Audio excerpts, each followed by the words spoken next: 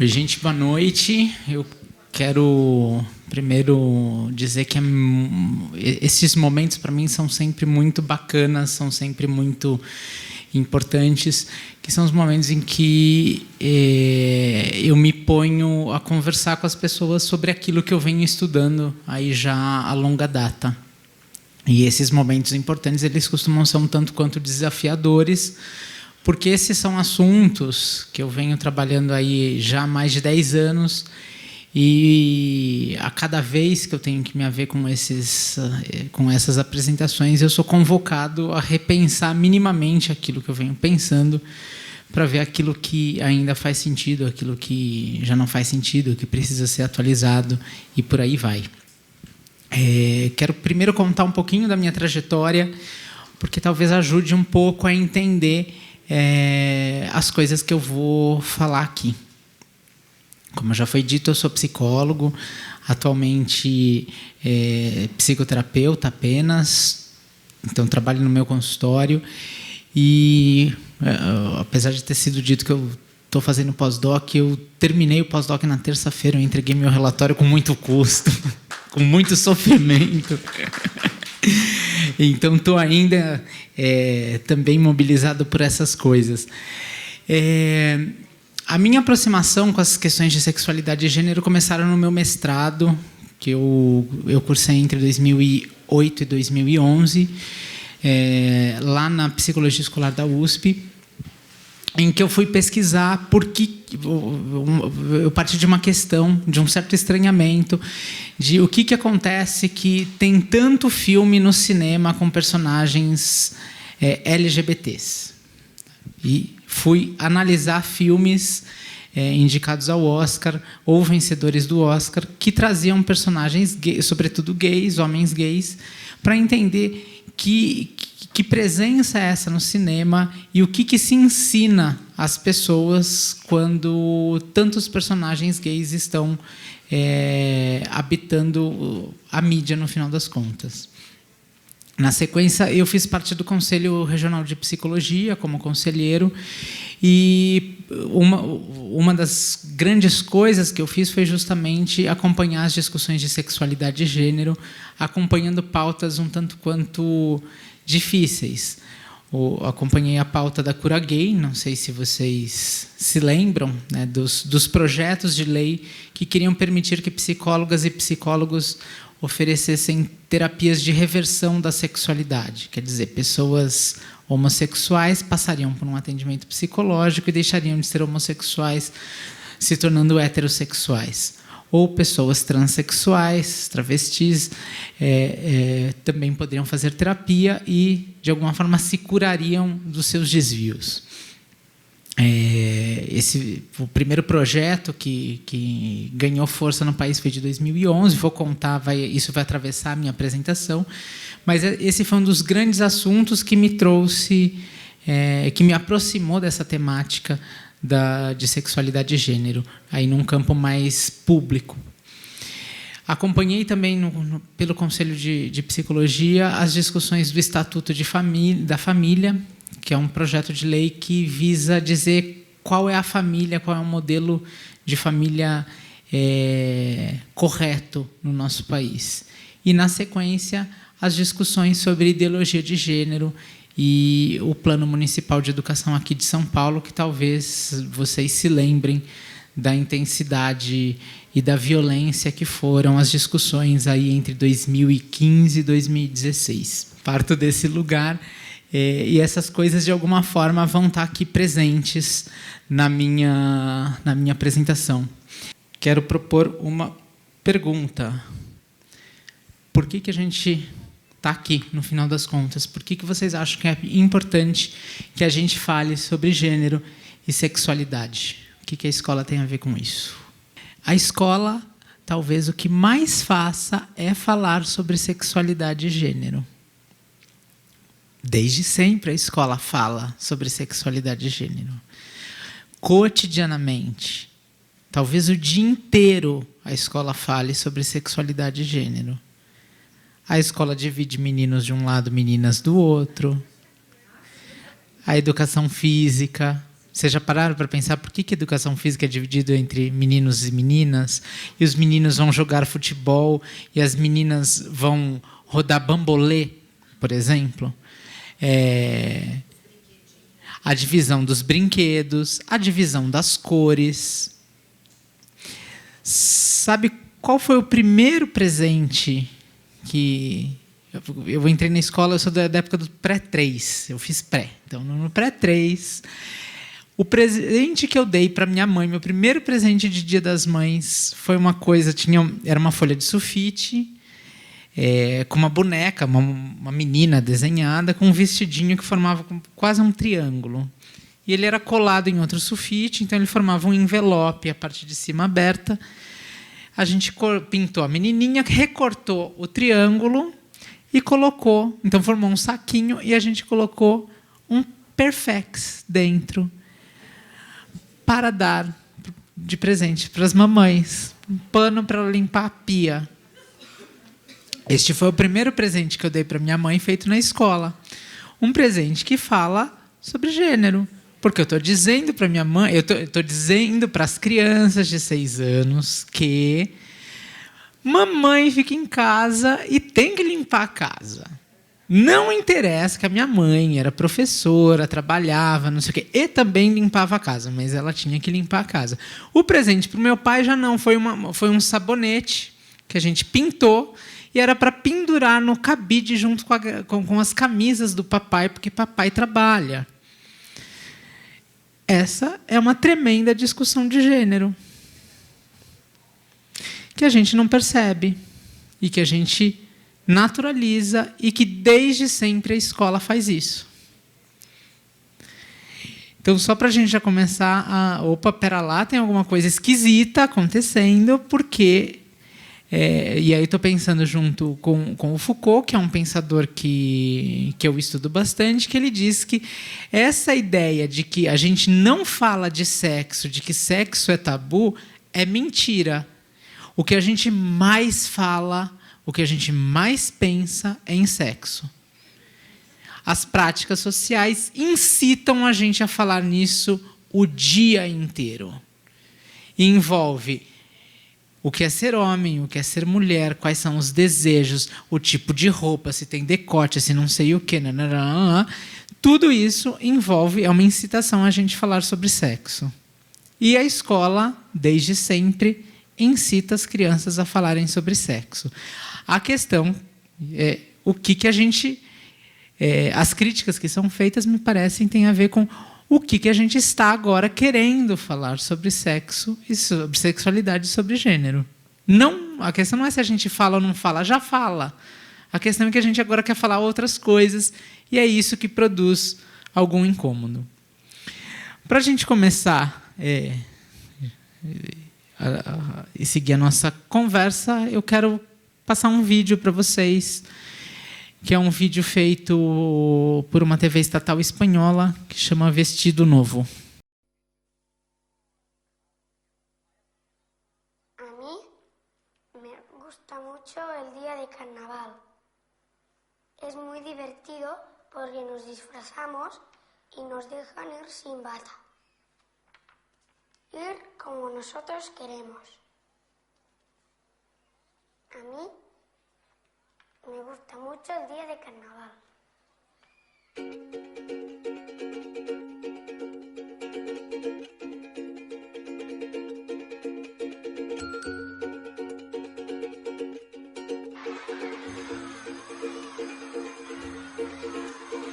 Recordar a los padres que el carnaval de verano es por la tarde. Todos los niños que os queréis a comer, traed el disfraz en la bolsa.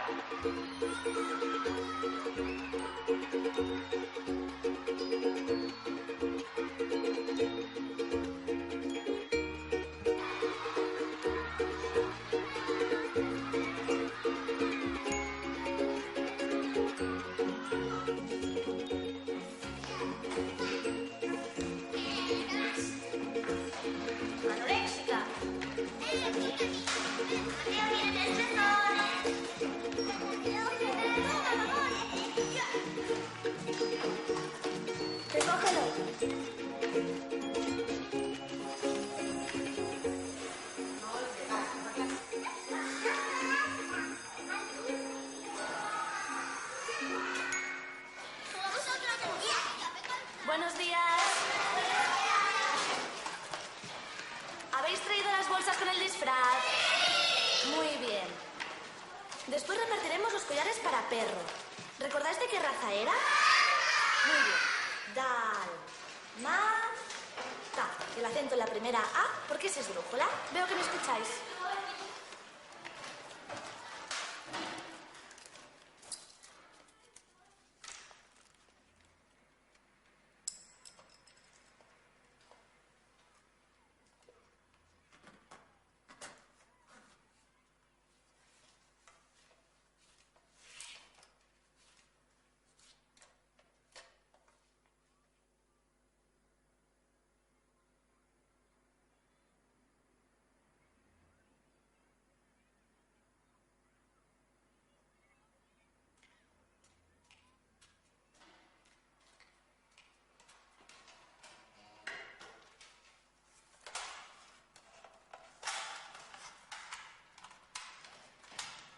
Mario, ¿qué estás haciendo?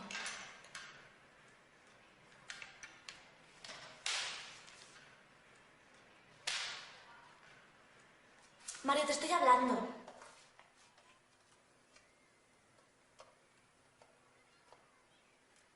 Va vestido de niña. ¡Maricón! ¡Eres un maricón! A ver, callaos. Santos, te saco de clase. ¿Me has oído?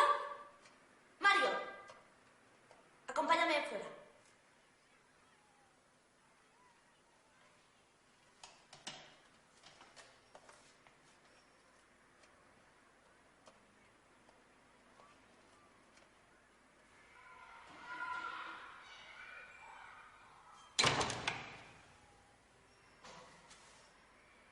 ¿De dónde has sacado este vestido? De casa. Mario, teníamos que disfrazarnos de los 101 dálmatas. No de niña.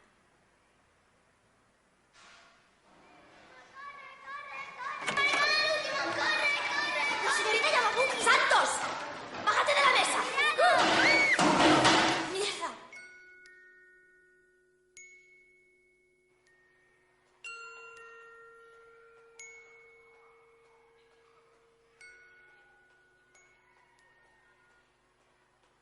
¿Y la clase? Mal. Es una locura. Santos ha alborotado a toda la clase. Ahora tengo una profesora de guardia. ¿Y Mario está bien? Sí. La verdad es que no parece pasarle nada.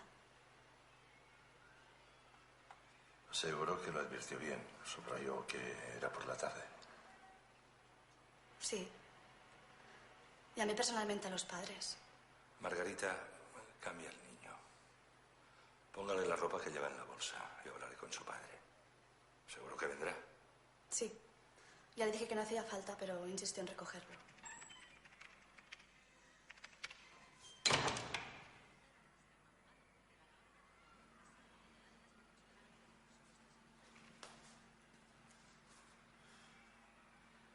Mario, ¿dejaste la bolsa en clase?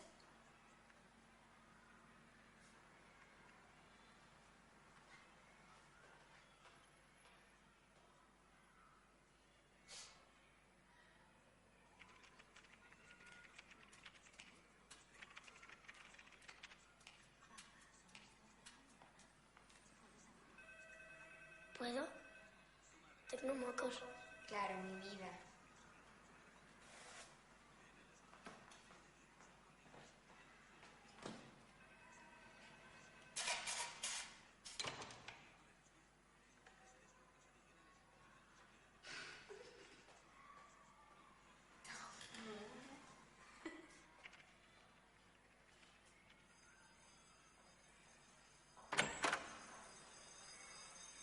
¿Pero qué?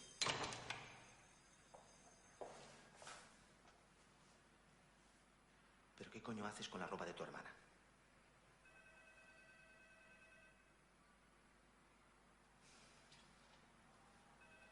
Anda, vamos. Disculpe, señor, le están esperando. ¿Cómo? El director le está esperando, quiere hablar con usted. Comprenderá que no voy a dejarlo vestido así por más tiempo. Si ya tiene pocos amigos, no creo que esto le ayude mucho. Ya, pero será solo un momento. Es por el tema del disfraz. Le está esperando, pase.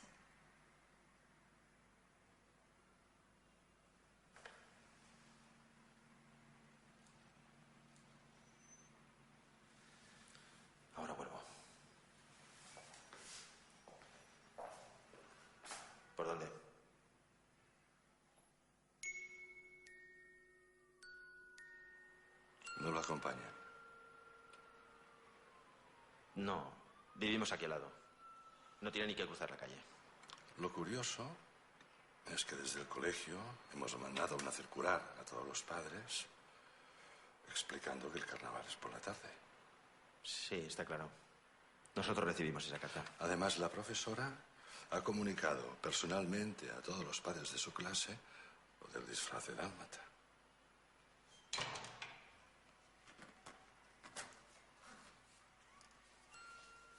Es curioso el malentendido, ¿no? Y me pregunto, ¿por qué viene de niña? Le gusta disfrazarse.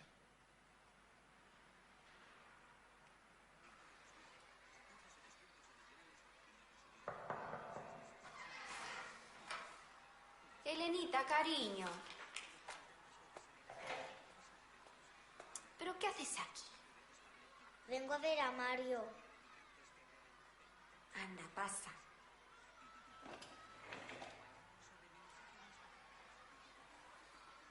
La que faltaba.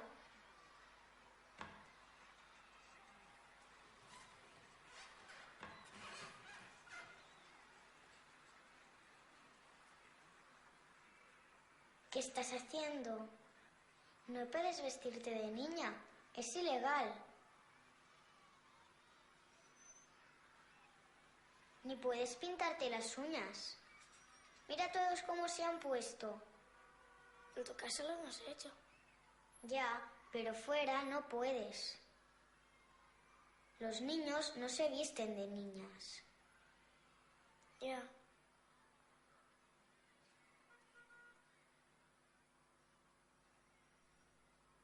Mira, las acabé en un momento y nadie me ayudó.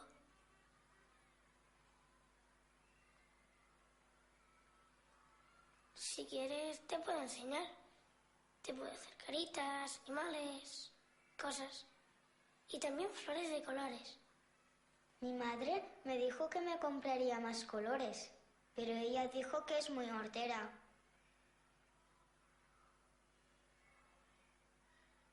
¿Qué es hortera? Supongo que lo que brilla.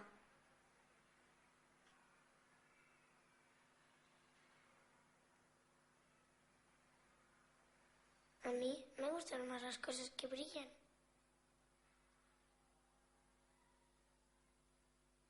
Es más bonito.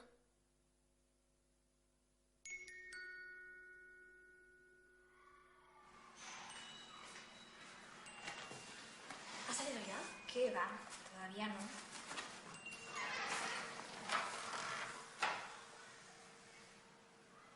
No se ve de la bolsa.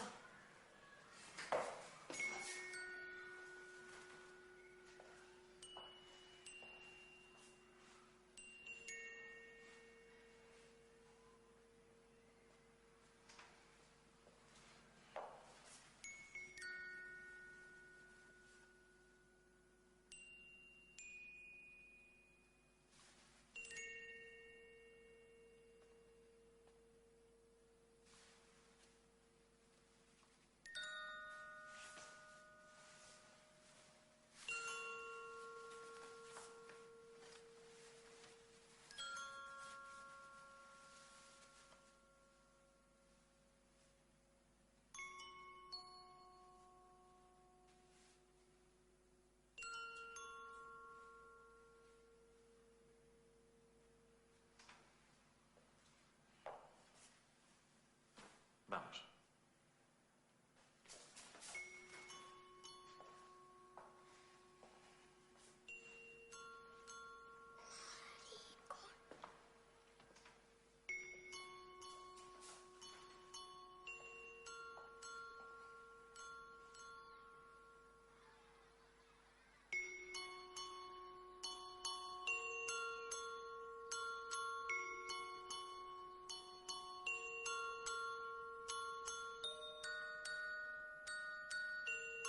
Santos, vamos. No. Santos, a clase.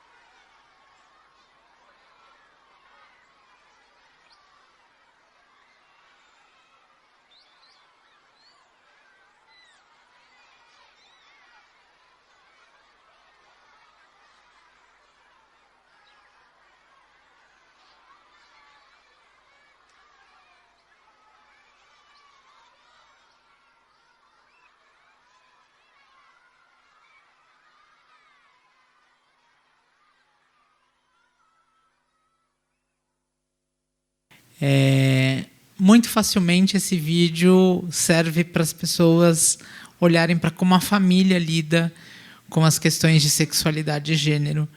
Mas, mais uma vez, a gente não consegue olhar como que a escola lida. O que a professora faz, o que o diretor faz, eu acho um tanto quanto significativo que, no final, quem vai embora é quem sofreu uma certa humilhação, enquanto quem humilhou continua, volta e está tudo bem. Essa cena, para mim, ela é um tanto quanto paradigmática, porque ela marca quem está certo ou quem está errado na história. Quer dizer, quem a escola conta que está certo e quem está errado. O menino que foi de vestido, dito, né? Ele foi com uma roupa de menina. Eu acho super interessante a gente pensar isso. Roupa tem gênero, né? Roupa... corte de cabelo tem gênero, né? Não sei se vocês já perceberam, o cabeleireiro cobra mais de mulheres para cortar o cabelo. Oi? Embora corte menos. Eu nunca entendi muito bem essa lógica. Quando eu tinha cabelo comprido, eu sempre ficava assim, será que vão cobrar mais caro? Porque cabelo maior dá mais trabalho. Talvez a medida poderia ser o tamanho do cabelo, sei lá, né? Enfim. Mas essas coisas no vídeo vão sendo mostradas como qual é o caminho correto que um aluno tem que seguir.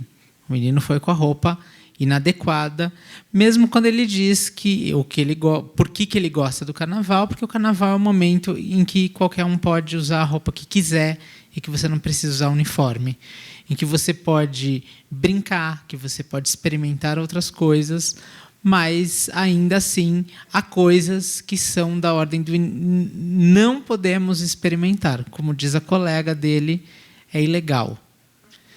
Essa menina tem uma sacada brilhante. Há coisas que são ilegais. Faça dentro da sua casa, ninguém é obrigado a ver, né? Ninguém precisa assistir. E eu acho que é isso o mais interessante do vídeo, porque o vídeo fala das práticas cotidianas da escola, super naturalizadas, que a gente mal consegue ver. Como que, nesses pequenos detalhes, a gente produz certos jeitos de ser, certos jeitos das pessoas entenderem a si próprias, certas maneiras das pessoas entenderem os outros, lidarem com os outros e por aí vai. No final, a gente autoriza um menino a ridicularizar o outro, porque quem errou, quem cometeu o crime, quem foi ilegal, foi o menino que veio de vestido. Essas discussões, eu acho que elas estão na pauta do dia. Não sei se vocês sabem, mas questões que envolvem sexualidade e gênero, inclusive, ajudaram a decidir as eleições no Brasil ano passado. E a gente vai ter que falar disso aqui, como que isso está na pauta do dia. Afinal de contas, falar sobre sexualidade e gênero não significaria promover a chamada ideologia de gênero? Coisas que supostamente vocês estão fazendo. Vocês, professoras e professores, estão aí doutrinando as crianças a respeito da ideologia de gênero. Ideologia de gênero que é transmitida nessa suposta cartilha, que é do MEC, que mostra como é feita a relação sexual, como se dá a relação sexual. Isso seria uma estratégia de uma doutrinação gaysista, inclusive. Esse daqui é o kit gay, que vocês, professores, trabalham na escola. Tem um bonequinho ali que você põe o dedo e mostra que o dedo forma o pipi você introduz na vagina da bonequinha e vocês, professores, estariam ensinando isso para os seus alunos. Vocês devem se lembrar do terror que foi criado no país, dizendo que professores, que a rede municipal de educação da cidade de São Paulo distribuía essa mamadeira para crianças aí de 5, 6 anos. Eu acho essa história assim, ela é tão maluca, porque ela é tão inventada, mas é interessante como as pessoas conseguem acreditar. Minha mãe, uma professora aposentada, discutindo com as amigas da igreja que ela frequenta, e a minha mãe virou e falou assim: vocês são idiotas? Distribuir mamadeira para criança de 5, 6 anos, elas não usam mais mamadeira. E, assim, porque é tão ilógico, porque, assim, por que daria uma mamadeira para crianças de 5 anos? Se a escola alimenta as crianças de 5 anos com mamadeira, temos um problema grave já, né? Talvez teremos que rever as estratégias pedagógicas de alimentação escolar se crianças de 5 anos ainda estão usando mamadeira na escola. Mas o terror foi tamanho que uma ideia tão absurda como essa teve efeito. As pessoas acreditaram. E aí você sempre conhece alguém que recebeu a mamadeira. Porque o filho de uma conhecida minha recebeu a mamadeira. Mas nunca ninguém viu em ato. Bem, essa maluquice criada, né, a partir das fake news, que envolvem as questões de sexualidade e gênero na escola, porque quero dizer que tem este recorte, né, haveria práticas escolares, pedagógicas, de uma certa doutrinação ideológica envolvendo sexualidade e gênero. E temos que evitar isso, não podemos falar sobre isso. Comecei dizendo, né, perguntando por que a gente deveria falar sobre isso, agora vamos falar por que a gente não deve falar. Quais são os argumentos usados por aqueles que entendem que existe a tal da ideologia de gênero. A ideologia de gênero diz o seguinte, diz que falar sobre sexualidade e gênero acaba com as diferenças entre homens e mulheres. Porque nega as diferenças ditas biológicas entre os corpos masculinos e femininos. Ao fazer isso, um segundo efeito da ideologia de gênero seria confundir as crianças. Você enlouquece as crianças, porque você diz que homem e mulher é tudo igual e que as pessoas vão poder decidir ao longo do tempo quando elas vão, ou se elas vão ser homem e mulher ou o que elas vão querer ser. Isso produz um estado de confusão mental. A ideologia de gênero também tem um outro efeito, que é erotizar as crianças. A gente está sensualizando as crianças ao falar sobre educação sexual, por exemplo. Outro argumento comumente trazido é que a ideologia de gênero incentiva e autoriza a pedofilia. E aí, por fim, a ideologia de gênero tem um plano macabro, maquiavélico, de destruição da família tradicional. Não só a brasileira, mas a mundial. Aí vamos ver outras práticas que são associadas à promoção da ideologia de gênero. Eu não sei se vocês lembram desse episódio em 2017, no MAM, no Museu de Arte Moderna aqui de São Paulo. Teve uma apresentação, um coreógrafo, ele ficava nu numa sala. Esse momento foi um momento que não era aberto ao público, só convidados podiam participar. E essa criança, cuja mãe está ali, ao lado dela, passa a explorar o corpo de um homem nu. Eu não sei se vocês lembram dos efeitos disso. Esse artista, ele foi feita uma CPI, ele foi intimado, ele foi super perseguido, porque isso é uma prática pedófila, segundo as pessoas que acreditam na ideologia de gênero. Na mesma época, lá no Rio Grande do Sul, em Porto Alegre, estava acontecendo uma exposição, que era o Queer Museu, e tinha essa obra, que era a Criança Viada. Criança Viada, Travesti da Lambada e Criança Viada, Deusa das Águas. Essas obras foram acusadas de incitar a homossexualidade às crianças E de tal forma que a exposição foi cancelada. E a turnê dessa exposição em outras cidades também foi cancelada posteriormente. Isso daqui foi, acho que, 2018. Não sei se vocês lembram de uma propaganda do Omo. A gente vai fazer merchandising agora. Quero dizer que eu não estou recebendo para isso, mas o Omo fez uma propaganda super interessante e vinha num tom de comunicado mesmo. Então, era um comunicado urgente. O Omo convoca pais e mães a fazerem um recall de todas as brincadeiras que reforcem clichês de gênero, sobre gênero. E, na propaganda, eles diziam que menino pode brincar do que quiser e menina pode brincar do que quiser. Omo foi acusado de promover a ideologia de gênero também. Esse grupo aqui, eu não sei se vocês já ouviram falar, que são as Mães pela Diversidade. As Mães pela Diversidade, como o nome diz, é um grupo formado por mulheres mães de pessoas LGBTs que formaram um movimento social de defesa dos direitos dos filhos dessas mulheres, né? E elas, isso aqui acho que foi em 2018, elas foram para a parada do orgulho LGBT com o mote "A criança LGBT existe". Uma referência lá à exposição do Queer Museu da criança viada. E elas afirmam, e elas trazem relatos que são super interessantes a respeito dos próprios filhos, que elas falavam assim: meu filho era viado desde criança, mas em pequenininho, era bicha, super afeminado. Ou a minha filha era sapatãozinha, tão bonitinha, machinha, não sei o que, nananã. Meu filho já era travesti e tudo mais.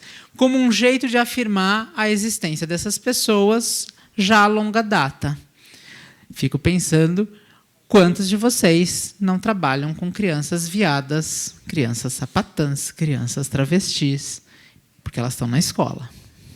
Falando em crianças viadas, aqui temos 2 exemplos de crianças viadas. Tinha uma página na internet que chamava Criança Viada, que era super interessante, em que jovens adultos LGBTs, publicavam fotos da sua infância dizendo: olha como eu já era viado desde sempre, e afirmando isso enquanto algo potente, enquanto algo interessante da vida deles, enquanto que, olha, a gente era ridicularizado lá atrás e está tudo bem, a gente viveu, a gente está aqui. Então, para a criançada atual, que está na escola, que está na vida, para as crianças viadas atuais, olha lá, é possível. Enfim, eu adoro, do fundo do meu coração, esta foto desse menino vestido de flor. Feliz, todo maquiado, todo viado. E o outro ali desmunhecando, feliz e contente. Essa revista da Nova Escola, acho que foi de 2016, eu não sei se vocês lembram. Gerou uma tremenda polêmica, porque ela ia discutir justamente crianças aí que têm alguma proximidade com as questões de transexualidade. Desde as crianças aí que experimentam vestimentas, enfeites e por aí vai, de outro gênero, quanto crianças mais associadas à transexualidade mesmo. Bem, a revista também foi acusada de promover a ideologia de gênero, tá? Ela surgiu num texto escrito pelo então, ou ainda não Papa, mas o futuro Papa Bento XVI, o Ratzinger, em 1997. Ele escreve um texto convocando a Igreja Católica a combater a perspectiva de gênero. Esse texto dele é uma resposta à Conferência Mundial de Beijing sobre a mulher, feita pela ONU em 1995, quando, pela primeira vez, se fala aí em gênero, nesses textos da ONU, no lugar do papel da mulher. Antes, nas outras conferências sobre a mulher, se discutia muito o papel da mulher. e agora se traz à tona pensar os papéis exercidos por mulheres numa perspectiva de gênero que envolve também a gente falar sobre desigualdades entre homens e mulheres. E a Igreja, então, nesse texto de 97, convoca a uma reação a essa ideia relacionada a gênero. A gente tem que pensar o seguinte, gente, todos os conceitos que nós temos, eles são invenções. Toda a ciência é uma invenção. Tudo aquilo a gente inventa. Todas as ideias são inventadas. As ideias são inventadas para responder a necessidades de um mundo, de um tempo histórico.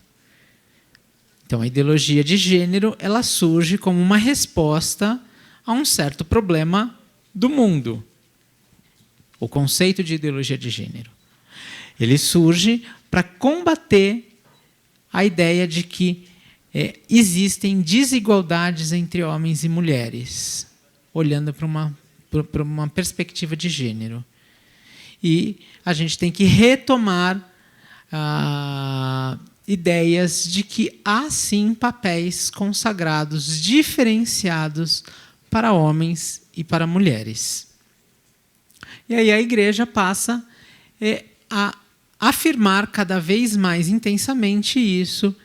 Então, em 2004, o Vaticano lança a Carta aos Bispos, em que afirma, mais uma vez, a maternidade como elemento-chave da identidade feminina, aquela velha história de que vocês, mulheres, só serão mulheres de fato se tiverem filho. Porque o ápice da experiência feminina é a maternidade. Essa talvez seja uma das ideias mais naturalizadas que temos, que é uma invenção, como todas as ideias que nós temos neste mundo, uma invenção do século XVIII, entre século XVIII e XIX, que cria a ideia de que vocês, mulheres, são dotadas do chamado instinto materno. Então, vocês nascem já com uma predisposição genética, instintiva, a serem mães. Logo, o maior desejo de qualquer mulher é ser mãe. Só ser mãe. Me parece que essa ideia é absolutamente naturalizada. Tanto que a gente estranha, muitas vezes, uma mulher que opta não ter filhos. Né? E aí a gente se depara com aqueles discursos assim, você vai se arrepender um dia. Né? E é com um tom bondoso, mas é com um tom de ódio, né? Eu vou amaldiçoar você. Você vai se arrepender um dia quando você não puder mais ter filhos. Você vai querer e vai ver o que você perdeu. Afirmar que não quer ter filhos, que a maternidade não é algo que te interesse, que você queira, legal para os outros, né? Para as outras, não para você, já é um tanto quanto esquisito. As pessoas olham com estranhamento. Quer ver outros elementos que falam disso? Uma mãe que abandona o filho. A gente acha intolerável. Como assim uma mãe abandonou o filho? Porque a leoa cuida do seu leão. Porque uma cachorra cuida dos seus filhotes. Agora, essa mulher não faz. É sempre isso. Alguém usa um discurso da natureza, de sei lá qual bicho, porque todos os bichos, todas as fêmeas, sim, cuidam dos seus filhos, menos essa mulher. Essa também tem uma discussão. Essa discussão tem a ver com, vamos ser mais polêmicos, com as possibilidades de interrupção de gravidez, de aborto. Parece que é mais intolerável ainda a gente pensar que, como assim, uma mulher que está prestes a ser mãe recusa essa dádiva dada a ela. Essas são ideias absolutamente naturalizadas e que, como a gente vai vendo, têm atravessamentos também religiosos. Indo adiante, em 2007, também é lançado um documento pela Igreja Católica, que é o documento de Aparecida, que eles afirmam, eles defendem, na verdade, a família tradicional e apontam enormes preocupações com o avanço dos direitos da população LGBT, relacionados, sobretudo, às possibilidades de casamento igualitário. Já que o modelo de família é aquele composto por um homem, uma mulher e seus filhos. Agora vamos tentar dar uma mapeada em como que a ideologia de gênero vai se fazendo presente no Brasil. Sempre com essa ideia, queria que vocês ficassem com isso na cabeça.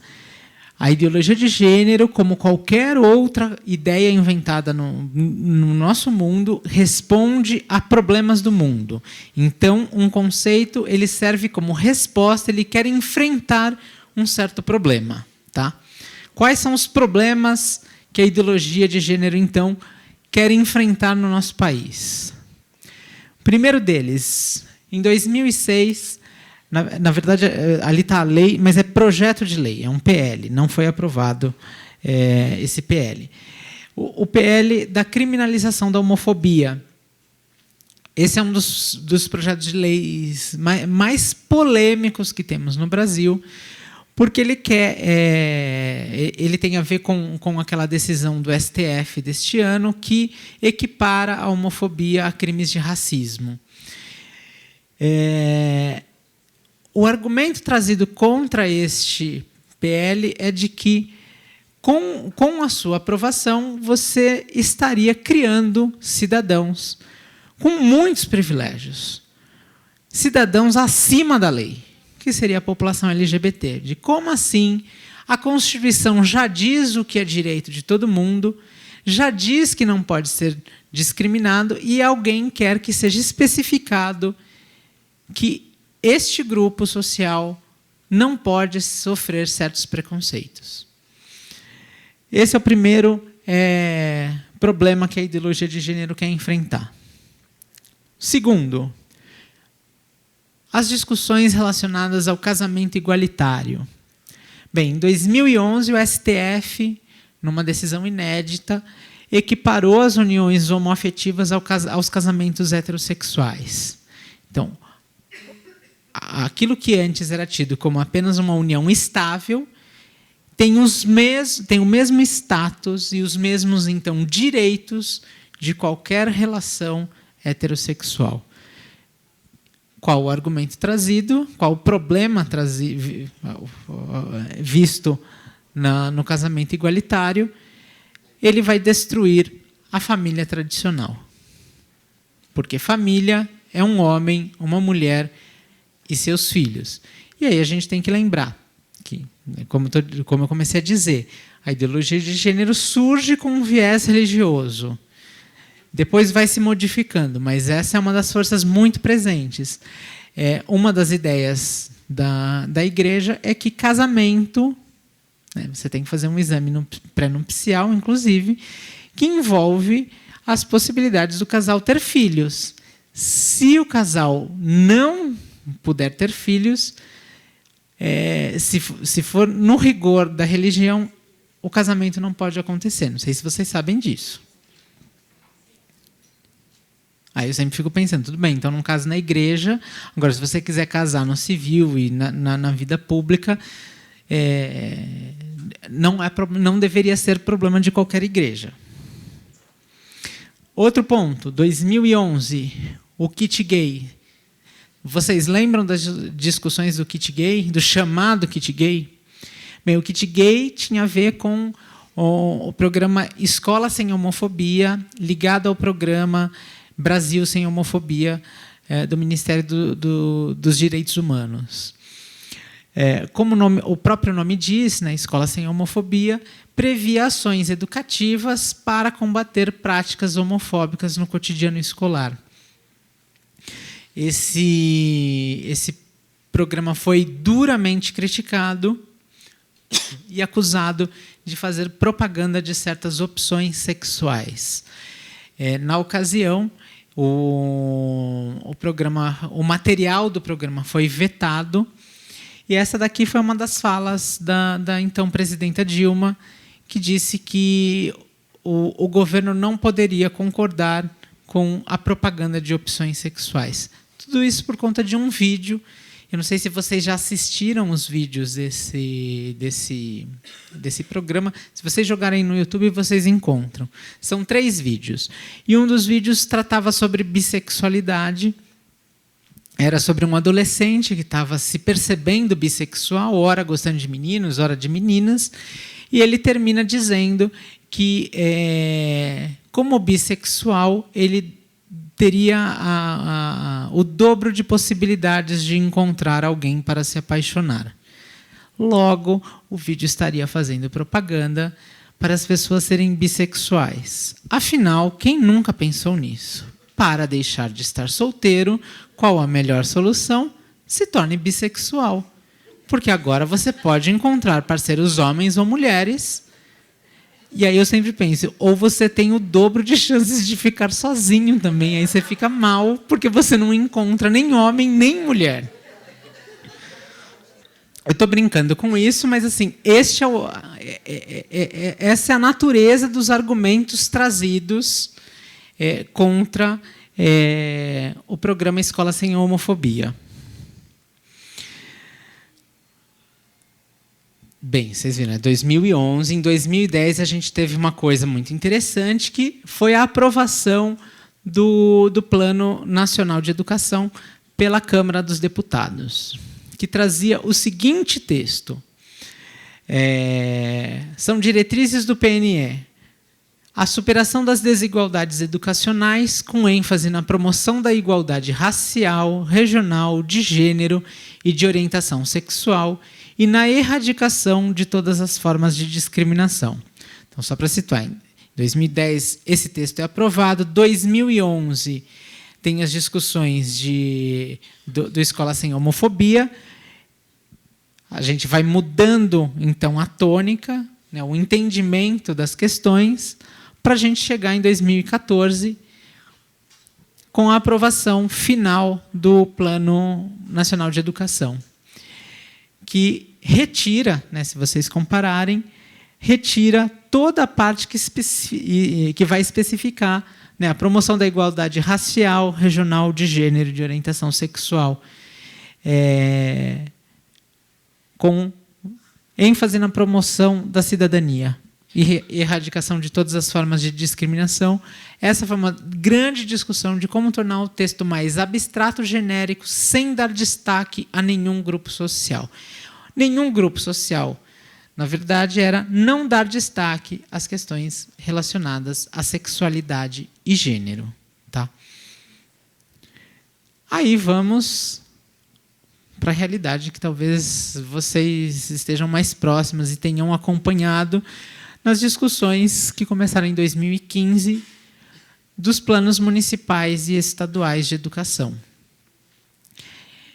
Eu trouxe esse trechinho, é de uma cartilha que foi produzida, não se sabe ao certo por quem, mas que foi distribuída em todos os municípios brasileiros.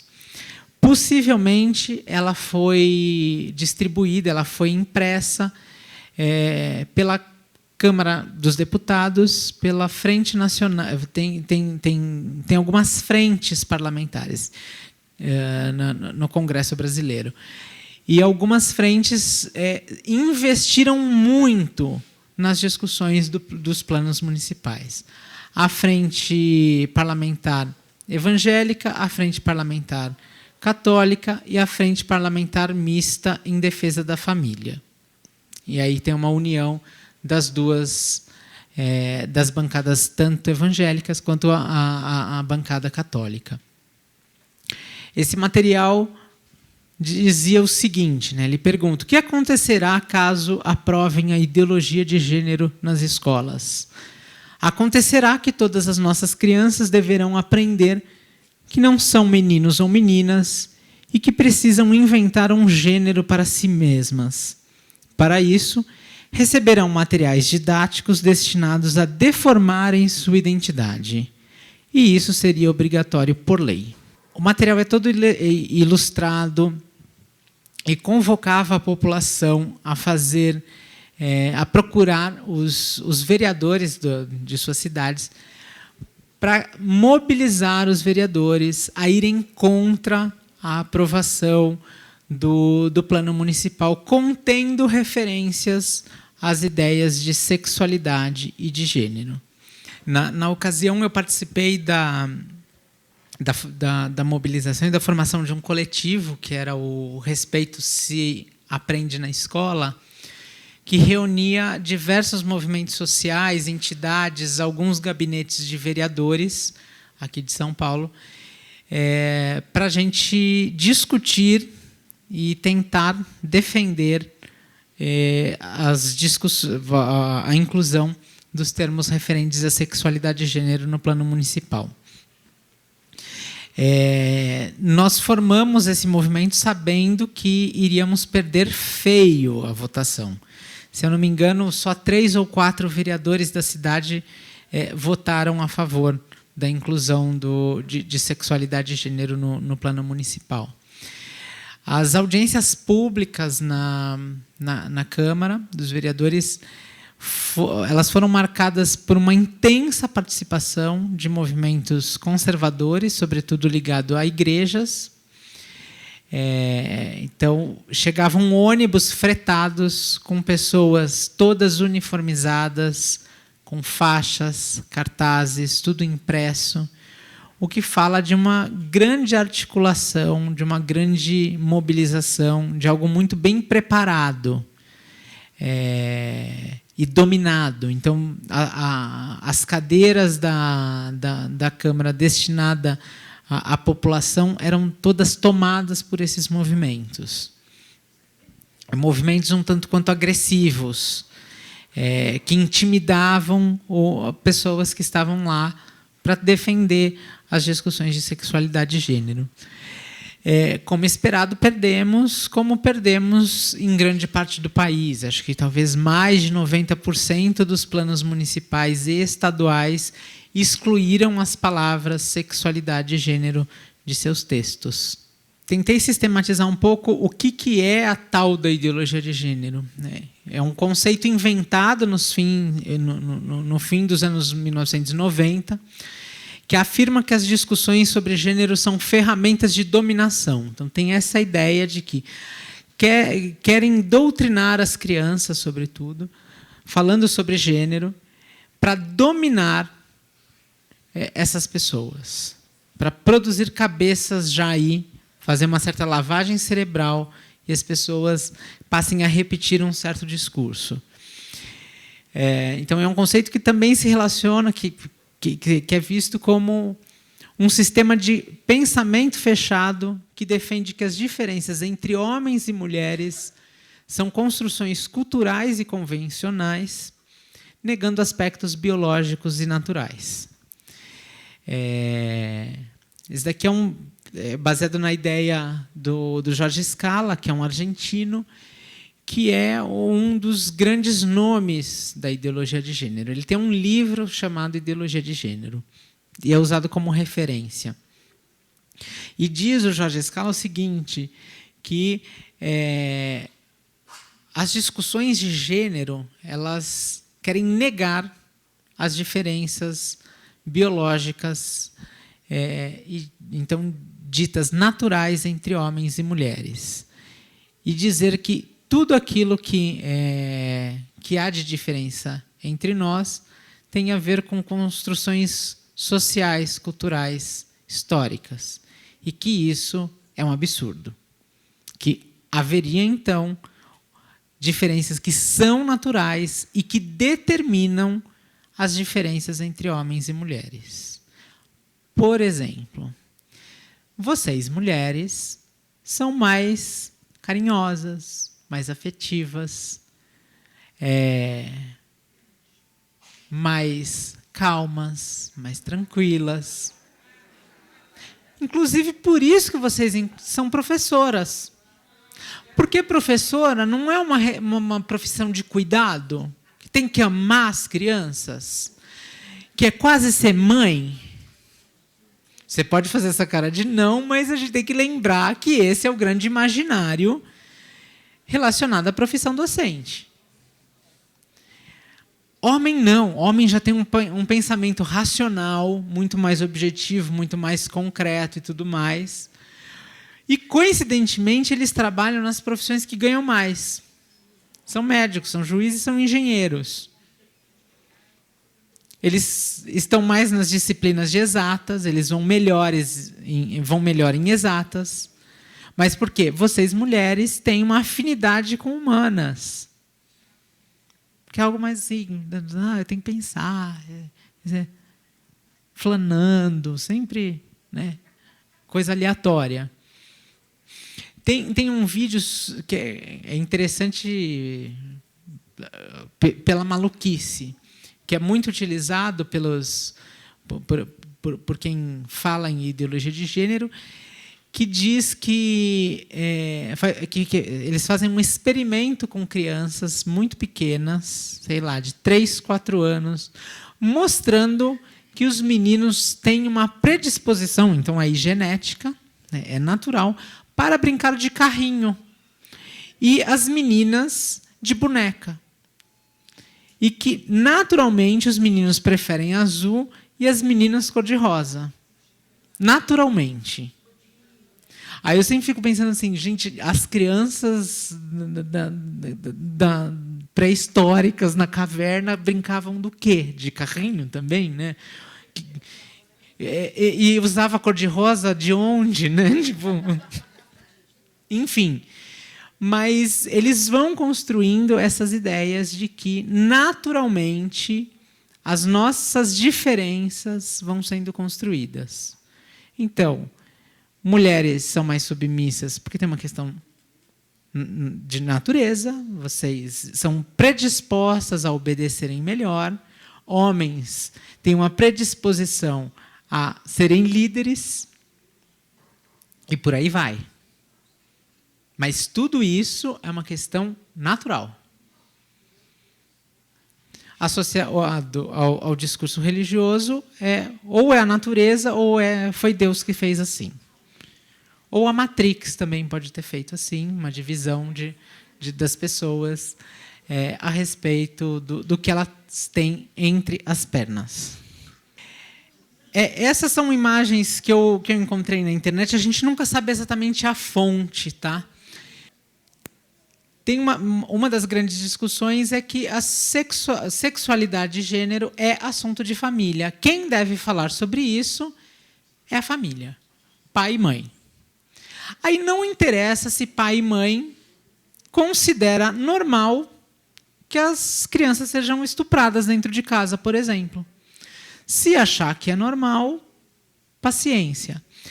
Teve um município no interior, eu não lembro, eu fui alguns anos atrás fazer uma discussão lá, aprovaram uma lei que dizia que nenhuma instituição pública poderia promover ideologia de gênero. Nem educação, nem saúde, nem assistência social, nem nada. Então, só para pensar assim, falar sobre saúde sexual, uso de preservativo. Você não pode falar com adolescente. O posto de saúde não pode fazer isso. O argumento de um dos vereadores foi o seguinte: eu decido quando a minha filha perde a virgindade. E, possivelmente, ele decide com quem ela perde a virgindade. Mas esse é um assunto de família. Outra coisa que sempre aparece, essa ideia do menino é menino, menina é menina. Eu sou a favor da ideologia do Gênesis. Não de gênero, de Gênesis. Novamente, aí, trazendo uma vertente religiosa para as discussões. Quais são os alvos aí prioritários desses defensores de que existe uma doutrinação a partir da ideologia de gênero?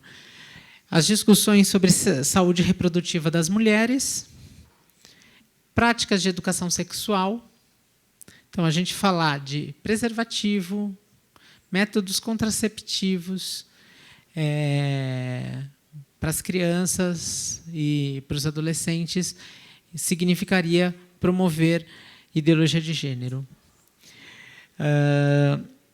Outro alvo, o reconhecimento das identidades não heterossexuais e não cisgêneras. Daqui a pouco eu vou explicar o que é o cisgênero. Mas, enfim, tudo aquilo que não é o homem e a mulher padrão heterossexual. E, por fim, o reconhecimento das desigualdades de gênero.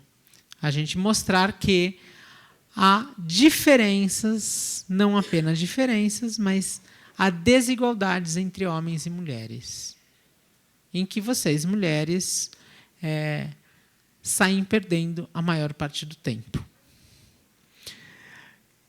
Mesmo quando, né, a gente lida com notícias desse tipo, de que crianças, ao entrarem em contato com discussões sobre sexualidade e gênero na escola, descobrem que aquilo que se passa em casa não é correto, que aquilo se chama violência sexual, que aquilo se chama estupro e que aquilo deve ser denunciado. Essa talvez seja uma das grandes funções da escola, né? A escola surge para preparar as pessoas para a vida pública, dizendo que nem tudo que se passa na casa das pessoas é o mais adequado para a vida pública que queremos neste mundo. E aí, quando você fala sobre esses assuntos, você diz que papai não pode dormir com a filha, que isso é violência. E essas crianças se reconhecem nessa situação e denunciam. A gente tirar a possibilidade de discussão disso na escola significa também deixar as crianças jogadas à própria sorte, contando que se a sua família for bacana, ótimo, se não, fica para a próxima. A questão é, a gente fala sobre ideologia de gênero ou a gente fala sobre gênero? O que essas pessoas estão atacando no final das contas? A minha hipótese é a seguinte: essas pessoas que propagam a ideia de ideologia de gênero, elas estudaram muito teoria de gênero. Elas leram sobretudo são autoras, né? Elas leram Simone de Beauvoir, elas leram a Judith Butler, elas entenderam todas essas discussões, só que elas pervertem as discussões e criam argumentos um tanto quanto falaciosos, mentirosos, que produzem medo na população. Me parece que é um tanto quanto assustador a gente dizer que agora crianças de 3, 4 anos vão poder decidir por si só se elas vão ser homens ou mulheres. Então, a criança de 3 anos hoje vai falar assim, eu sou homem, e amanhã ela fala, não, acho que eu sou mulher, ou eu sou qualquer coisa. Essa é a ideia que é propagada a partir da ideia de ideologia de gênero. Os ideários da ideologia de gênero dizem isso, que as crianças vão poder decidir se elas são homens ou mulheres quando elas quiserem, já que gênero tem a ver com uma construção social. Bem, gênero é um conceito científico inventado nos anos 70. Vocês lembram que eu disse que as ideias, os conceitos, eles são sempre inventados para responder a certos problemas do mundo. Ok? Que problema nos anos 70 as pessoas estavam lidando? Como a gente pensar na construção de certos papéis sociais de homens e mulheres e como que a gente diferencia esses papéis justamente do sexo biológico e de questões mais identitárias a partir do sexo. As discussões de gênero, então, começam a dizer que ser homem ou mulher não tem nada a ver com questões biológicas em si. Ela tem a ver com uma construção social datada historicamente. Ser homem ou ser mulher é uma invenção. E como invenção, muda. Pode mudar. Essas perguntas, elas só podem ser respondidas se a gente perguntar também quando. Ser homem quando? Ser mulher onde?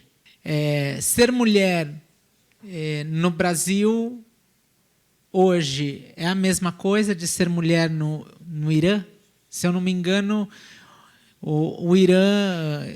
Eu estava assistindo um programa esportivo que eu detesto, não consigo entender porque que as pessoas ficam lendo notícias de futebol, mas eu estava assistindo hoje enquanto eu almoçava e eu vi a notícia de que as mulheres iranianas, pela primeira vez, foram para o estádio assistir futebol.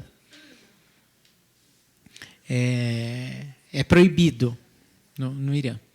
E foi uma festa, elas estavam super felizes e tudo mais. A gente tem que lembrar que definir o que é ser homem ou ser mulher, a gente tem que pensar no contexto em que a gente está tentando definir.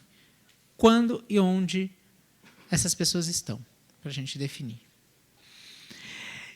A gente acionar o sexo biológico, quero dizer que aí peguei vocês.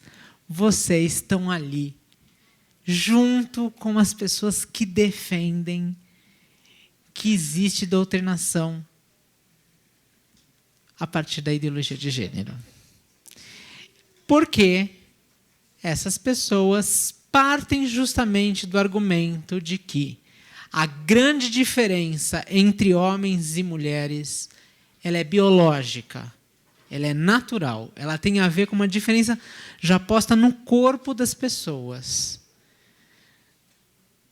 No fenótipo, em como que isso se expressa, na questão hormonal, e que tudo isso vai definir as diferenças entre homens e mulheres. Inclusive, se é mais afetivo ou não, se tem mais disposição para o pensamento lógico, matemático, isso é uma questão biológica. Porque, desde sempre, os nossos corpos eles são produzidos de modo distinto, e não só por um atravessamento genético. Desde sempre, meninos aprendem que eles têm que ser fortes, que eles têm que correr mais, que vocês mulheres têm que controlar mais o corpo.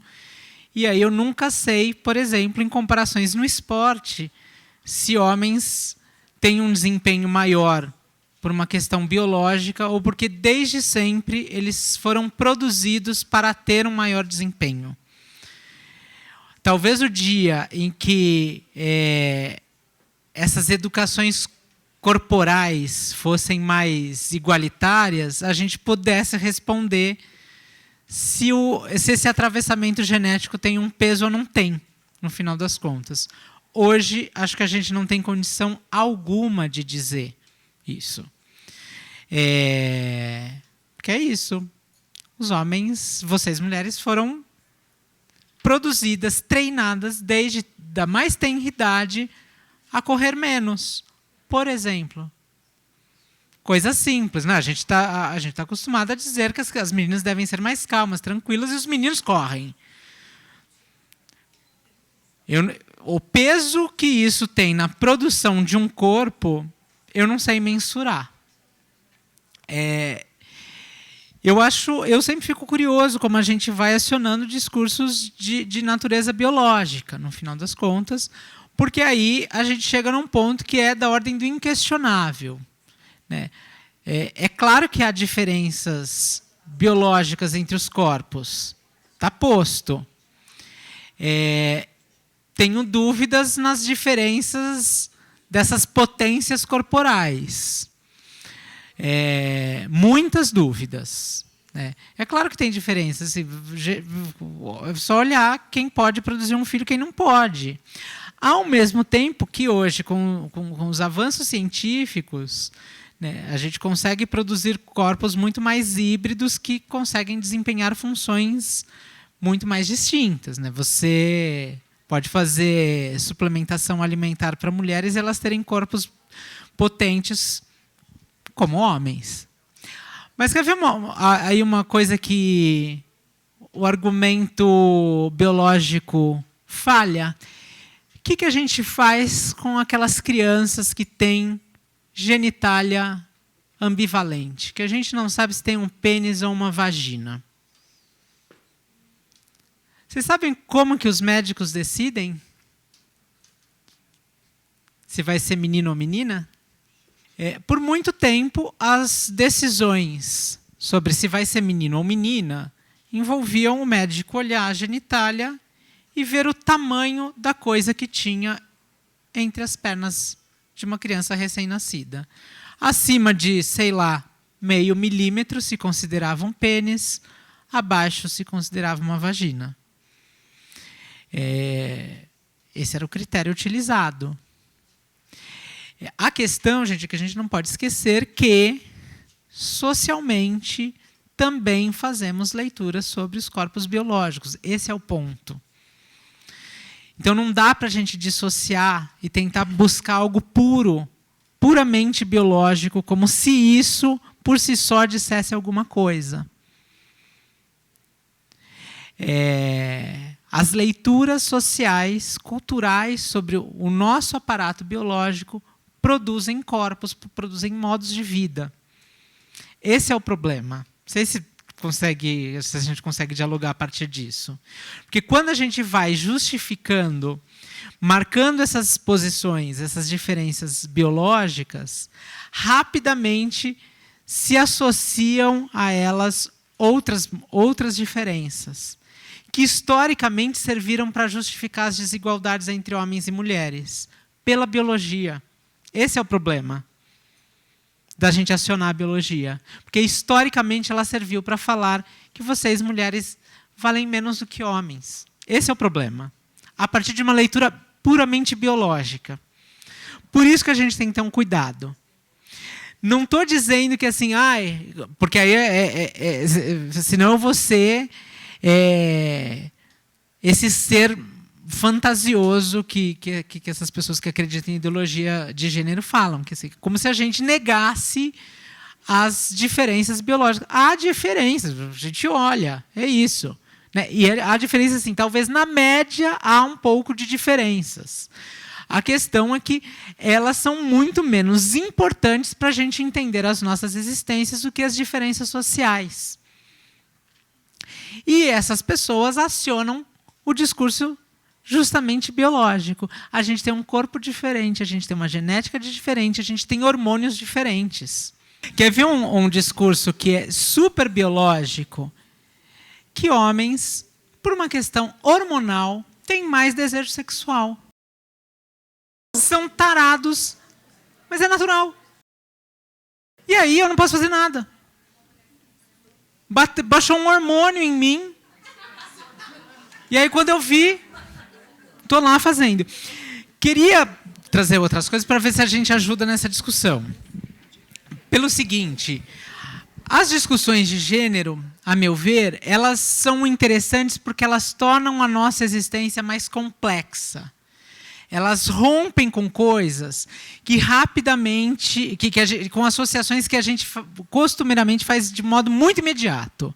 Então, por exemplo, inicialmente, quando eu perguntei o que é ser homem e ser mulher, vocês responderam, é ter pênis ou vagina. Então, a gente entende que ter pênis ou vagina vai determinar se você é homem ou mulher, a gente rapidamente vai entender que homem transa com mulher, mulher transa com homem, e rapidamente essas pessoas transam justamente para procriar.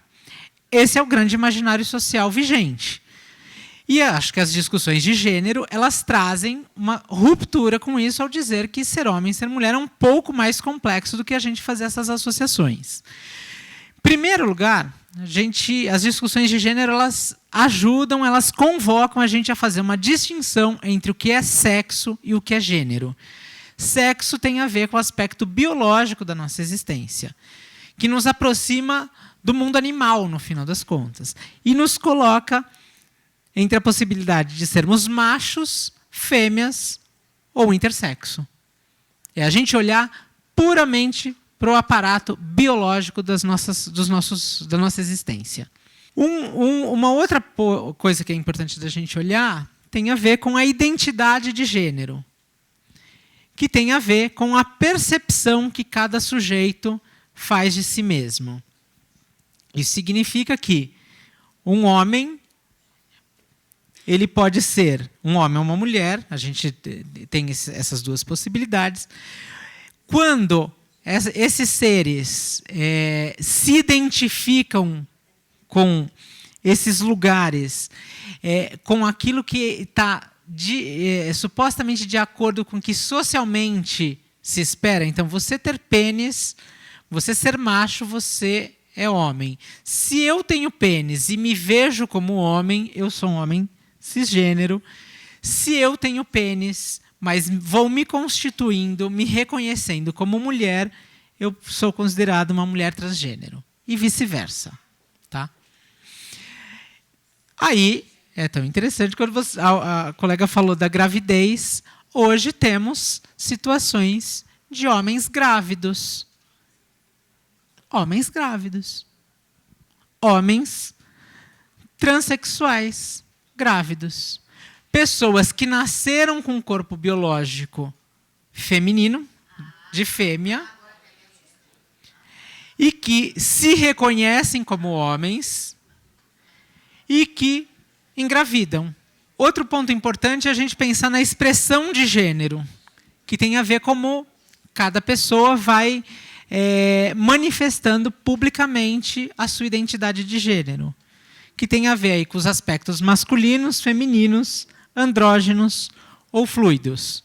Então, andrógeno, aquele que de alguma forma está na interface, né? Não é nem homem, nem masculino, nem feminino, fluido que ora tá com uma aparência masculina, ora feminina. Outro elemento que a gente tem que considerar tem a ver com a orientação sexual, que diz respeito à atração, ao desejo sexual e ao afetivo sentido pelas pessoas, que possibilita que elas sejam entendidas como heterossexuais ou homossexuais, um certo cruzamento entre esses dois polos, o bissexual ou o assexual, a pessoa que não se interessa por nenhuma orientação sexual. Quando a gente está falando sobre diversidade sexual e de gênero, a gente está falando do cruzamento dessa série de coisas que envolve identidade biológica, a identidade de gênero, a expressão de gênero, a orientação sexual e as práticas sexuais. Então, a ideia disso daqui, na verdade, eu entendo que não é para a gente se designar, mas é desdesignar. É como é que a gente olha para as existências muito mais... Elas são muito mais complexas, no final das contas. Por exemplo, um homem que transa com um homem, ele é gay? Tem um pessoal lá na Bahia que tem uns estudos super interessantes e eles falam de homens... Ouçam bem o que eu estou dizendo. Homens heterossexuais passivos. Então, são homens que se reconhecem como heterossexuais, então eles namoram, se apaixonam, têm tesão em mulher e, eventualmente, eles gostam de fazer sexo com outros homens sendo penetrados. Tem um filme francês que é um barato que chama Beijei uma Garota. Não sei se alguém já assistiu.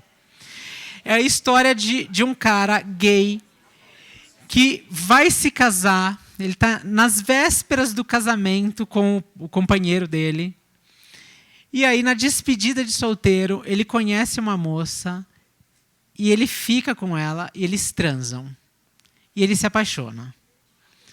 Esse filme é super divertido, eu recomendo, porque assim, tem cenas hilárias, porque aí ele vai contar para a família que, olha, eu estou namorando essa menina, a família fica decepcionadíssima, diz assim, eu não aceito isso em casa. Você não pode se casar com ela, porque eu só apoiava o casamento, porque era casamento gay, porque é ruptura, afirma outras coisas, agora você se tornou modelo, não queremos.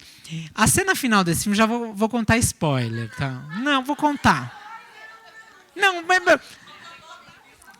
Beijei uma garota. No final do filme, aí vocês esquecem essas cenas. Ele tá lá com a moça Eles ficam juntos, eles começam a namorar e ela está olhando para o cara, conversando com outras moças. Como se nada tivesse acontecendo.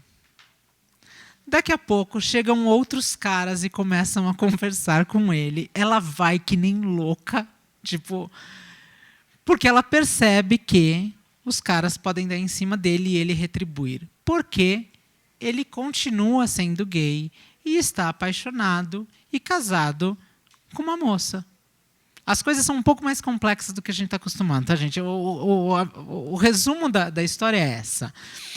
E acho que é muito importante a gente poder olhar para as práticas sexuais pelo seguinte: vocês lidam com crianças e adolescentes muitas vezes estão experimentando coisas. E o que eles estão experimentando coisas não precisa significar nada na vida deles. Então, o menino que ficou com o menino não diz nada em si. Ele se construir como gay tem a ver com ele se perceber como tal, construir a identidade dele e por aí vai. Porque eu venho trabalhando muito sobre as questões de diversidade sexual e de gênero na escola. Vocês lembram das crianças viadas, né? Que eu comecei falando das mães pela diversidade. Talvez a gente possa pensar no menino do filme, né, como uma possível criança viada, que já é... O pai dá dicas disso, né, de que ele tem poucos amigos, de que ele tem um lugar meio esquisito na escola. Bem, essas crianças, talvez... A questão não é se elas são viadas ou não. A questão é a gente pensar que esses seres, eles são seres desviados. Seres que desviam dos padrões construídos socialmente, que a gente espera que as pessoas sejam, como elas devem ser. Então, você tem que, pense naquela lógica que eu falei, acompanhar, seguir uma certa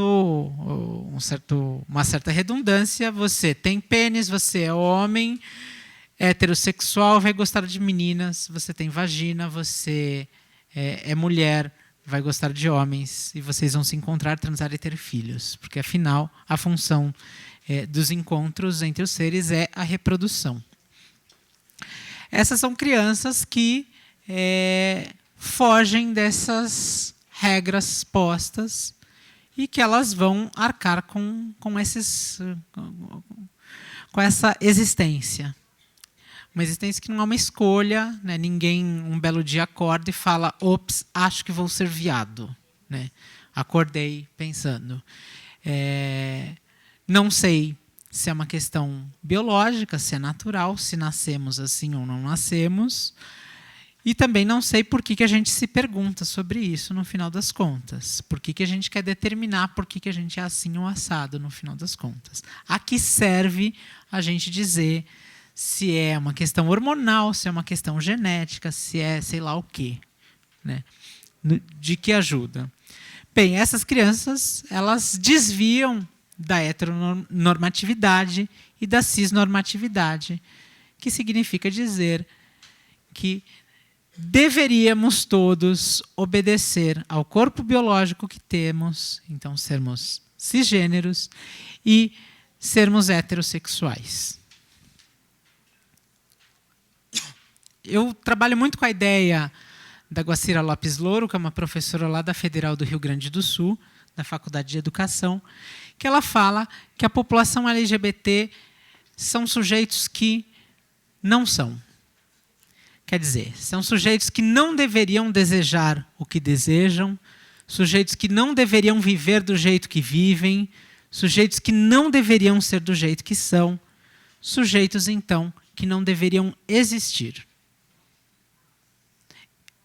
Vou insistir nessa ideia. Essas são pessoas que não deveriam existir.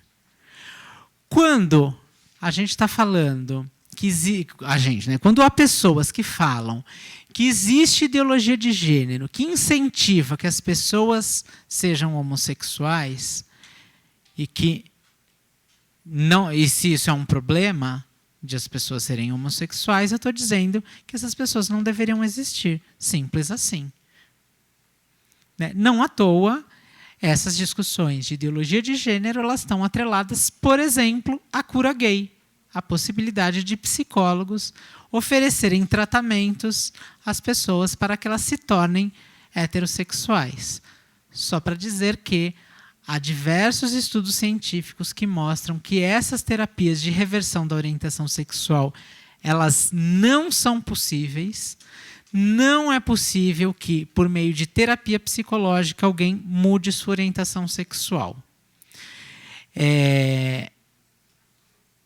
Não só não é possível fazer isso, como as terapias de reversão da orientação sexual comprovadamente oferecem danos, prejuízos psíquicos às pessoas.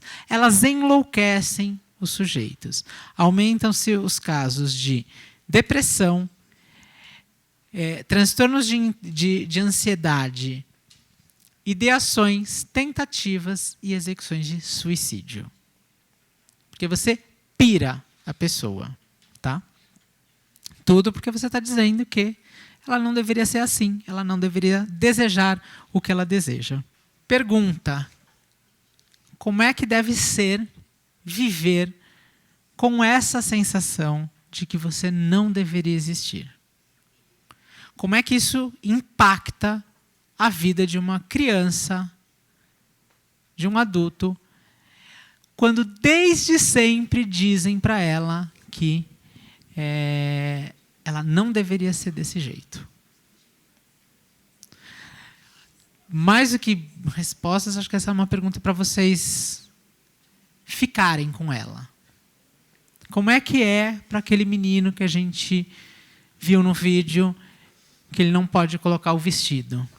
Que é ilegal colocar o vestido, ou é ilegal ele querer brincar de boneca, ou é ilegal ele beijar outro menino, e por aí vai. Isso envolve a gente falar em LGBTfobia, que, como vocês devem ter visto, recentemente o STF equiparou as questões de LGBTfobia a crimes de racismo, que me parece fazer sentido, já que você cria um certo agrupamento social, os LGBTs, e passa como se fosse uma certa raça, né, determinada aí por questões de orientação sexual e identidade de gênero, e você passa a violentar essas pessoas justamente por este elemento. Entretanto, um dos argumentos trazidos é que esta não passa de uma estratégia de uma certa ditadura gaysista, que quer tornar todo mundo gay, no final das contas. É isso. Não sei se vocês sabem, mas ser homossexual é crime em 70 países. Em 6 deles, a pena de morte. Pena de morte, de um modo geral, com práticas em praça pública, porque tem uma questão educativa de mostrar para a população que é errado fazer isso, ser assim. Então, esses sujeitos, eles são apedrejados muitas vezes, eles são fuzilados, eles são enforcados, são atirados em precipícios e por aí vai. Tá? Em outros países, as penas tem prisão perpétua, prisão de longa data, agressão, castigo físico em praça pública. Bem, no Brasil, a homossexualidade ela não deixou de ser crime durante o período imperial, século XIX, sendo que na colônia era considerado o mais torpe, sujo e desonesto pecado. Dados atuais. No ano passado, 420 LGBTs morreram no Brasil, vítimas de homicídio ou suicídios. A cada 20 horas, um LGBT morre por ser LGBT. 7,2% tinha menos de 18 anos. Vocês viram que 420 pessoas morreram por ser LGBT. Quantas pessoas morreram em 2018 por ser heterossexual? Nenhum. Não há nenhum registro de que alguém heterossexual foi morto por ser heterossexual. Estou trazendo isso porque, muitas vezes, esse dado ele é confrontado com o número de homicídios no Brasil, que é altíssimo.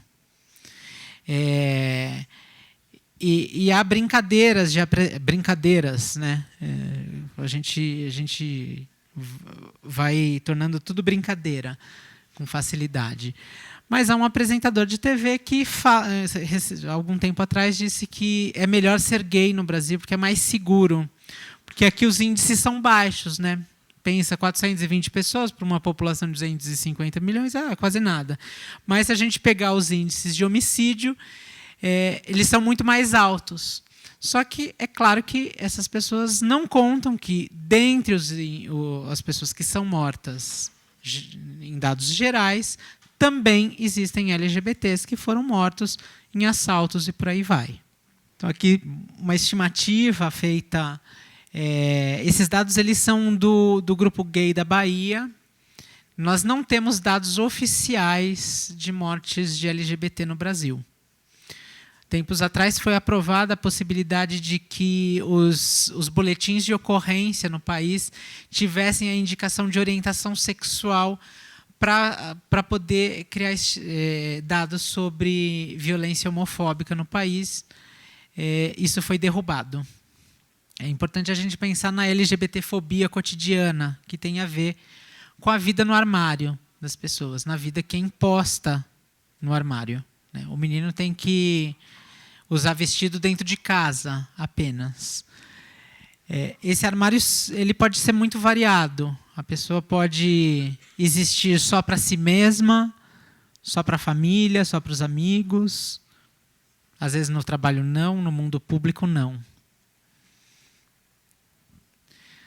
Isso tem efeitos nefastos na vida das pessoas, né, que expressam diversas dificuldades, intensas dificuldades em se aproximar de desejos, de vontades, de curiosidades, podendo experimentá-los ou vivenciá-los. Um outro efeito tem a ver com a tentativa de acabar com eles, de não se sentir o que se sente. Não sei se vocês conseguem entender do que eu estou falando. Estou falando dos altos índices de suicídio. Eu não sei se vocês sabem, mas o suicídio entre adolescentes LGBTs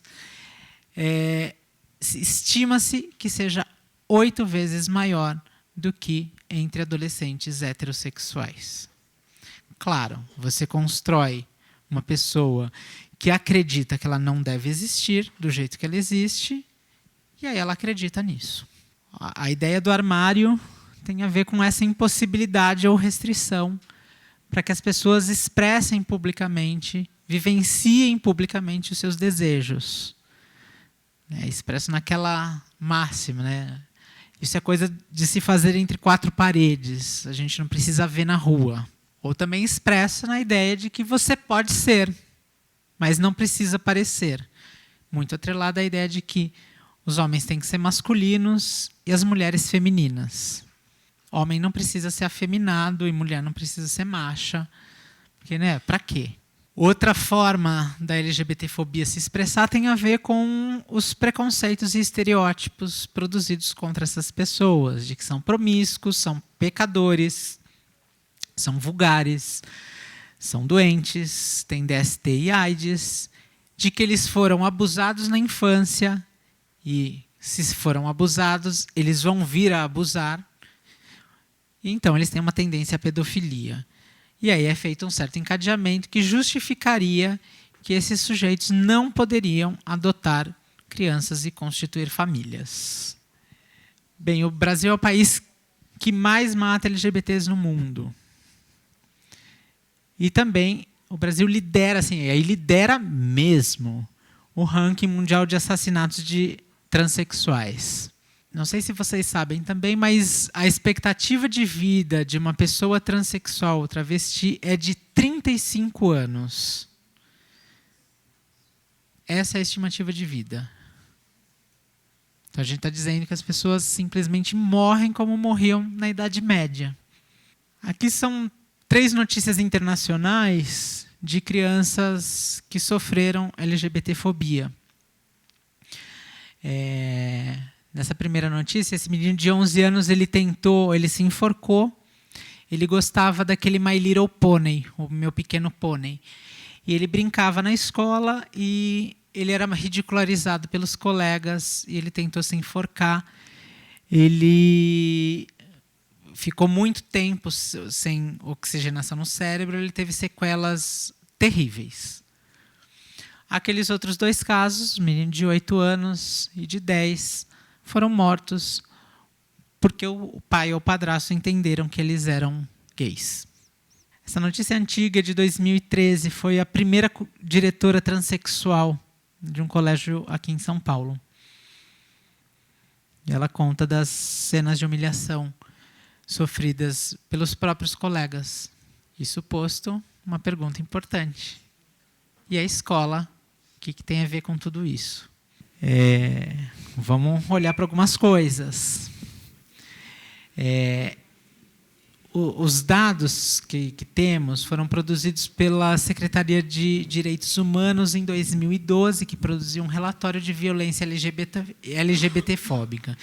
Esse relatório, a própria Secretaria diz, os dados eles são muito abaixo do que acontece. A gente não tem estimativas reais do que acontece. Mas ele dá para dar um panorama para a gente, né?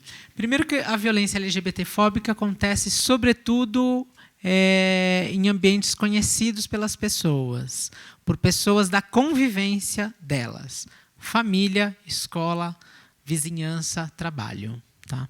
Bem, para a gente pensar nessas crianças desviadas, né? A escola supostamente é o lugar onde a gente apresenta o mundo em que vivemos. Se considerarmos que a escola é isso, que mundo então queremos apresentar para as nossas crianças? Em relação aos adolescentes, a adolescência a gente tem que lembrar que é um momento de experimentação, também afetivo-sexual. Também costuma ser um momento em que os sujeitos saem do armário. Suposto como é que os adolescentes estão podendo lidar com a sua sexualidade, que experimentações eles podem fazer, como que as famílias lidam com isso, os colegas e a equipe escolar. Lembrando, eu tinha dito 8 vezes, mas é de 3 a 4 vezes maior os índices de suicídio entre adolescentes LGBT. Os alunos travestis e transexuais, né? Como que a gente vem lidando com o nome social? É nome ou é apelido da pessoa? A grande discussão, que banheiro que essas pessoas vão usar? Bem, a gente tem que lembrar que a escola produz modos de existência. Pergunta para a gente se está com ela, né? Que existências que a gente quer produzir? Acho que existências estamos produzindo e quais queremos vir a produzir. Que significa a gente se perguntar que escola queremos. Vou trazer alguns dados da Pesquisa Nacional sobre o Ambiente Educacional do Brasil, que fala sobre violência LGBTfóbica, sobretudo. Foi feita uma pergunta, esse relatório é de 2016, então os dados são bem atuais. Foi feita a seguinte pergunta: você se sente inseguro na sua instituição educacional por causa de? 60,3% dos estudantes responderam que se sentem inseguros na escola por conta da sua orientação sexual. Eles têm medo de ir para a escola. Vamos olhar para os números. O número de dias que estudantes LGBT não foram à escola no último mês porque se sentiram inseguros ou constrangidos. 11,5% faltou pelo menos 6 dias no último mês, porque estava com medo. 4,6%, 4 ou 5 dias, então uma semana. Frequência com que os estudantes ouvem comentários contra LGBT na escola. 17 29,8% houve quase sempre comentários homofóbicos, lesbofóbicos. 29,7% frequentemente, 30,5% às vezes. Comentários preconceituosos sobre pessoas trans, 37% houve quase sempre. Frequência da intervenção por profissionais da escola ou estudantes quando os comentários LGBTfóbicos foram feitos. Em 53,9% dos casos, não houve nenhuma intervenção por profissionais da escola. Frequência com que os estudantes denunciam LGBTfobia. 57,6% nunca denuncia para os profissionais da escola, 65,2% nunca denunciam para a família. Também fico pensando, se você denuncia e ninguém faz nada, para que você vai denunciar? Percepções da eficácia das medidas tomadas pela equipe da escola em relação à agressão e violência. Quase 56% classificou que as intervenções escolares não são nem um pouco eficazes. Só 8,7% considerou muito eficaz a intervenção da escola. Bem, grau de aceitação das pessoas LGBT por estudantes na escola. 2,8% dos estudantes não aceitam de forma alguma. 31,9% não aceitam muito bem. Só 16,1% aceita bastante. Bem, número de professores ou outros funcionários que acolhem estudantes LGBT. Só em 24,7% das escolas, mais de 10 profissionais acolhem. Em quase 12% das escolas, nenhum profissional acolhe esses estudantes. 38% das escolas, apenas entre 2 e 5 profissionais. De novo, que escola queremos?